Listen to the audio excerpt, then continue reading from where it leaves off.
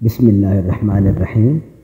आज की इस वीडियो में हम आपको बताएंगे 4 ऐसी चीज़ें जो खुशबख्ती का सबब और अलामत समझी जाती हैं और 4 ऐसी चीज़ें जो बदबख्ती या नहुसत का सबब हैं। तो 4 ऐसी चीज़ें जो खुशबख्ती की अलामत हैं वो नेक बीवी, कुशादा मकान, नेक पड़ोसी और अच्छी सवारी हैं जो अपने सवार को तकलीफ़ ना दे। जबकि 4 ऐसी चीज़ें जो नहुसत या बदबख्ती की अलामत या सबब हैं उनके बारे में आपको बताएं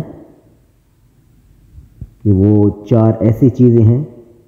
नंबर 1 बुरी बीवी, नंबर 2 तंग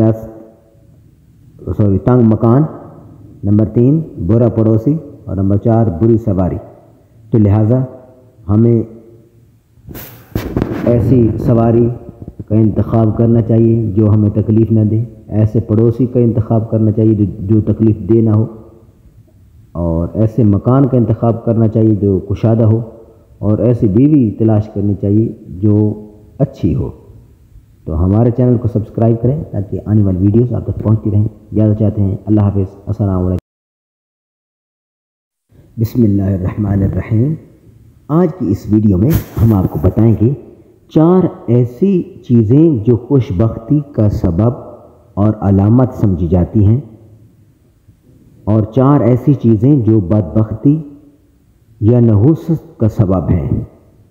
तो 4 ऐसी चीज़ें जो खुशबख्ती की अलामत हैं वो नेक बीवी, कुशादा मकान, नेक पड़ोसी और अच्छी सवारी हैं जो अपने सवार को तकलीफ़ ना दे।